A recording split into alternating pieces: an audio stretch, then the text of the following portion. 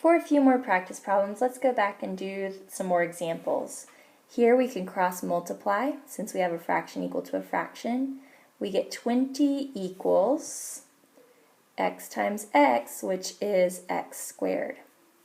When you solve this, you're going to need to take the square root of both sides. And remember, when we take square roots, we need to make sure we do a plus or minus. Now 20 is not a perfect square, so to simplify this I'm going to need to think of the factors of 20, which are a 2, and a 5. And since I have a pair of 2's and one 5, I can rewrite this as 2 times the square root of 5. So my solution is x equals plus or minus 2 times the square root of 5. Now, if I substitute that back into the original equation, is it going to cause me to divide by 0? No, it's not. So we're good to go. No extraneous solutions here. Alright, in example 3, when we cross multiply, we're going to do 6 times x minus 6, 6 minus x, equals 12 times 3 minus x. And I'm going to have to distribute, which gives me 36 minus 6x equals 36 minus 12x. I'm going to subtract 36 from both sides, and I get negative 6x equals negative 12x. Then I'm going to add 6x to both sides, which gives me 0 equals negative 6x. And divide both sides by negative 6 to give me x equals 0. Now, 0 can be troublesome, but if you substitute 0 back into the original equation, notice I'm not having to divide by 0 in either of them. So x equals 0 is my solution for this one. Let's try some more of these at the bottom. Remember, our procedure is to look for the least common denominator for all of the fractions. In this first one over here, the denominator that's common to all of them, or could be common to all of them, is x minus 2. I can't factor that. And in order to have all of these fractions with that common denominator, I'm going to have to multiply this one at least by an x minus 2 divided by x minus 2. But remember, our strategy, which works really well to get rid of all the fractions at once, is to multiply every single one of these fractions by that least common denominator, x minus 2. So I have 5x over x minus 2 times the x minus 2 LCD. Then I have an equal sign, and I have a 7 times LCD of x minus 2. Then I have the plus 10 over x minus 2 times the LCD of x minus 2. Now I can simplify because I notice that there are some factors in the numerator and the denominator that can divide to give me a 1. Over here on the other side I have a 7 times an x minus 2, which I can distribute, and then finally I have an x minus 2 divided by x minus 2, which divides to give me 1 as well. So now I need to distribute, but first I'll write down the beginning of the equation. That's a 7x minus 14 plus 10. I have a minus 14 and a plus 10, which I can combine to give me a negative 4. So I have 7x minus 4 equals 5x. And I'm going to subtract 7x from both sides, which gives me a negative 2x equals negative 4. And finally divide both sides by negative 2, which gives me x equals 2. Now let's go back and check in the original equation to see if a 2 will cause us to divide by a 0. If I substitute 2 back into the original equation, I have 5 times 2 divided by 2 minus 2 equals 7 plus 10 divided by 2 minus 2. If I start simplifying, I'm going to get a 10 divided by 0, and already I'm having to divide by 0. If I have to divide by 0, the solution that I found of x equals 2 is not actually a solution at all. we call it extraneous because it makes us divide by 0 even though we did everything we were supposed to do. So this problem is actually going to have no solution because the 2 that we got is extraneous. Now let's try on this next problem. In this next problem, if we try to factor the denominators, this one can't be factored, neither can this one. This one can be factored to give me an x plus 2 and an x minus 2. So my least common denominator has to involve all of the factors that I see in all 3 of these. And since this one contains both of these, my LCD can be an x plus 2 and an x minus 2. So I'm going to go into this problem and I'm going to multiply each of the fractions that I have here by that LCD of x plus 2 and x minus 2. So the second one I have is 5 divided by x minus 2, and I'm going to multiply that by x plus 2 and x minus 2. And then finally, I have this, it's a little bit bigger than will fit, but I have a 6 divided by x plus 2 and x minus 2. That's the factored form of the denominator right here. And I'm going to multiply that fraction by the x plus 2 and x minus 2. I'm going to try to simplify to see if I can make this all fit on one line again. Notice that this factors in the numerator and denominator. So if I simplify that, I get 2 times x minus 2. This factor, x minus 2, is in the numerator and the denominator. So if I divide, I get a 1, which gives me this 5 times x plus 2. And then here I've got 2 factors that are in the numerator and denominator. So if I divide those, I end up with just a 6, which makes this look a lot better than it did to start with. So now I need to distribute. That gives me a 2x minus 4 plus a 5x plus 10 equals 6. And now I need a little bit more space if I'm going to make this fit.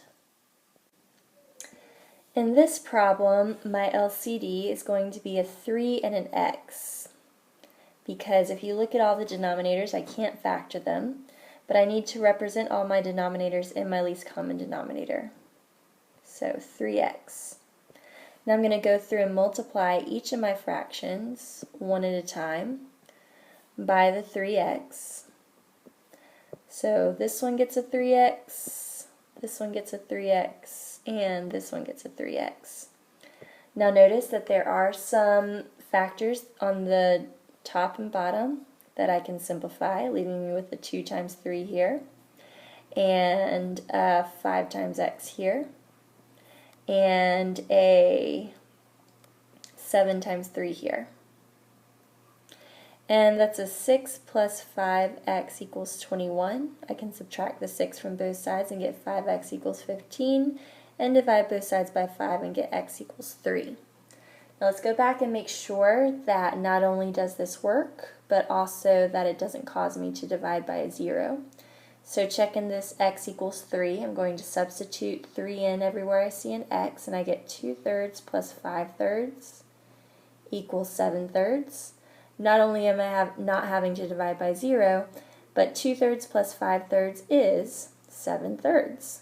So I've confirmed that this is not only a real solution, it's not extraneous, because it does not make me divide by 0.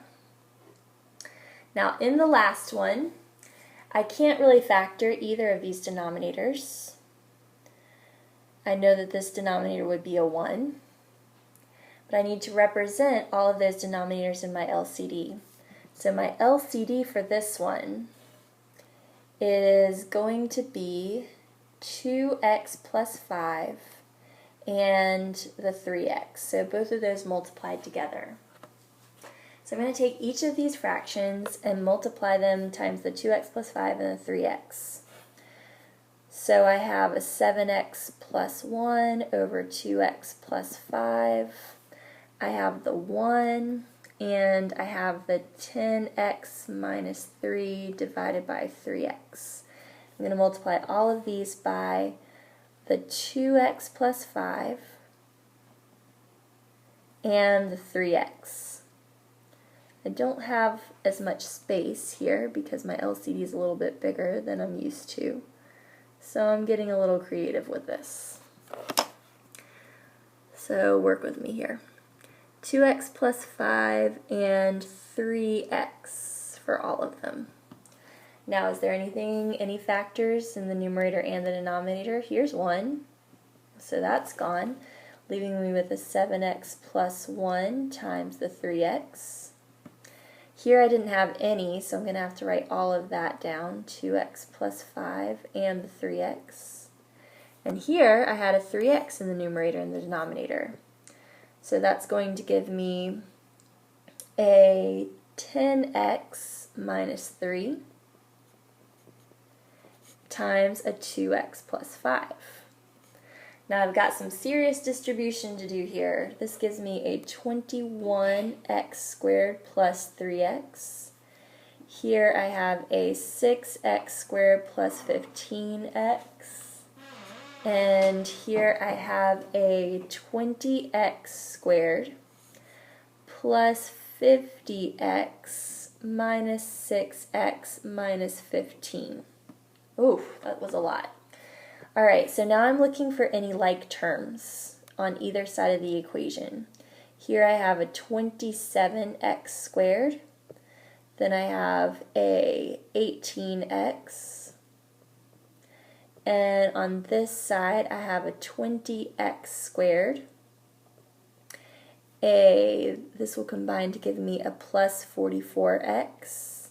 And finally a minus 15 right here. So minus 15. Alright, this looks like it's going to be a quadratic equation. I've got squareds in it. So I'm going to have to get everything on one side of the equation, leaving a 0 on the other side. Made a little bit more room to do just that. I'm going to subtract 20x squared from both sides, giving me a 7x squared. I'm going to subtract 44x from both sides, giving me a negative 26, negative 26x, sorry about that. And I'm going to add 15 to both sides, just giving me a positive 15 over here. Now to factor this, 7 times 15 is 105. So I have 7x squared my first term, a 15 my last term, and what multiplies to give me 105 and adds to give me negative 26? Believe it or not, negative 21 and a negative 5 do. Check that out in your calculator. It's pretty cool. Alright, so we have a GCF of 7x here with an x minus 3 in parentheses, and a GCF of negative 5 here with an x minus 3 in parentheses.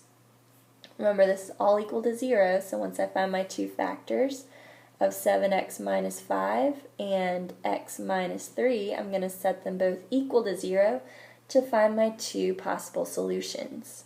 So 7x minus 5 equals 0 means that x could be 5/7. Add 5 and divide by 7 to get that. And x minus 3 equals 0 means that x could be 3. Now let's go back to the original equation and make sure that neither of these is going to cause me to divide by 0.